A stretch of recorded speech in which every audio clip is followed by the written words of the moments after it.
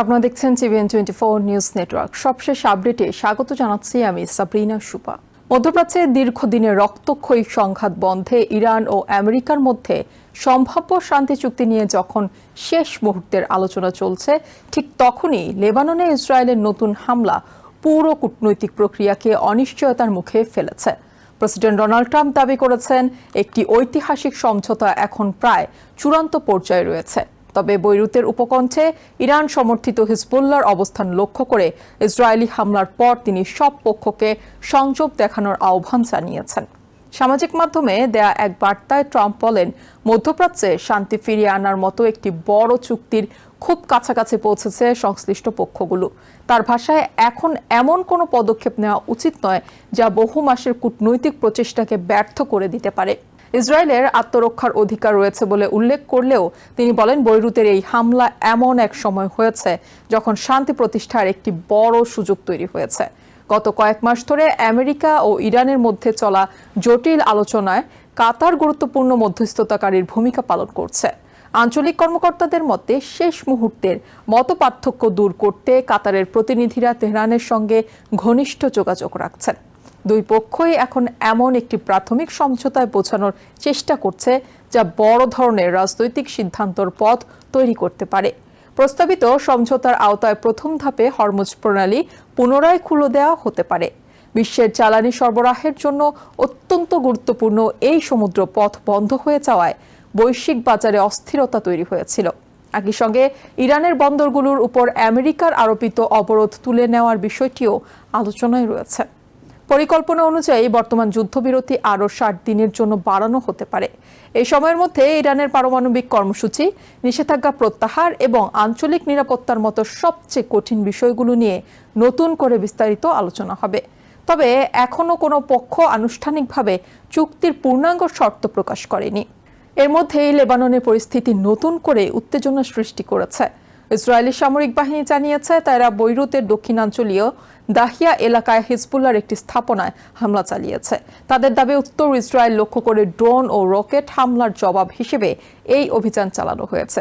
লেবাননের স্বাস্থ্য কর্তৃপক্ষ জানিয়েছে ইসরায়েলের হামলায় অন্তত 3 জন নিহত ও 16 জন আহত হয়েছেন। হামলার পর এলাকায় আতঙ্ক ছড়িয়ে পড়ে এবং নতুন করে বড় ধরনের সংঘাত শুরু হওয়ার আশঙ্কা দেখা দেয়। হিজবুল্লাহ দক্ষিণ লেবাননে ইসরায়েলি সামরিক অবস্থানে কয়েকটি হামলার দাবি করেছে। তবে ইসরায়েলের ভূখণ্ডে সরাসরি হামলার অভিযোগ নিয়ে সংগঠনটি বিস্তারিত কোনো প্রতিক্রিয়া জানায়নি। ইরানের পক্ষ থেকেও এই হামলার তীব্র সমালোচনা করা হয়েছে। আমেরিকার সঙ্গে আলোচনায় ইরানের প্রধান প্রতিনিধি মোহাম্মদ বাকের গালিবাফ বলেছেন, ইসরায়েলের এমন পদক্ষেপ শান্তি আলোচনার পরিবেশ নষ্ট করছে। তার মতে, ওয়াশিংটন যদি তার মিত্রদের নিয়ন্ত্রণ করতে না পারে তাহলে যে কোনো চুক্তির বাস্তবায়ন নিয়ে প্রশ্ন থেকেই যাবে। অন্যদিকে ইসরায়েলের ভিতরেও সম্ভাব্য ইরান আমেরিকা চুক্তি নিয়ে তীব্র বিতর্ক তৈরি হয়েছে।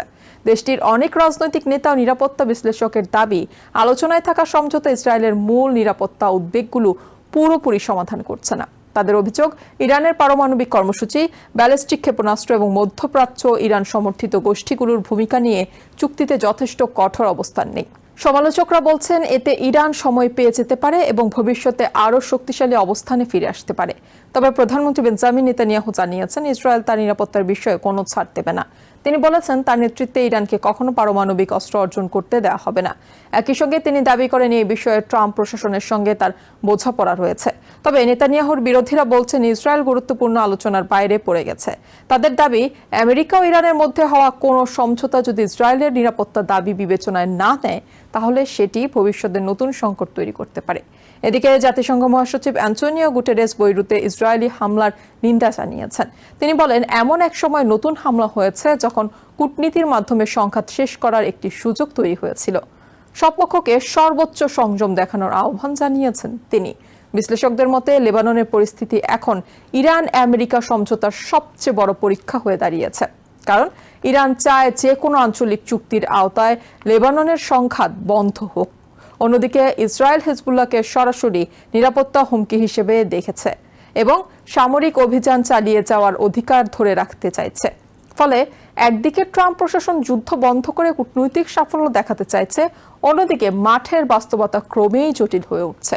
শেষ পর্যন্ত বৈরুতের উত্তেজনা শান্তি চুক্তির পথে বাধা হয়ে দাঁড়াবে নাকি কূটনৈতিক প্রচেষ্টা নতুন অধ্যায়ের সূচনা করবে, সেটিই এখন মধ্যপ্রাচ্যের সবচেয়ে বড় প্রশ্ন। নিউ ইয়র্ক থেকে সম্প্রচারিত TVN 24 টেলিভিশন, বিশ্বজুড়ে বাঙালির কণ্ঠস্বর।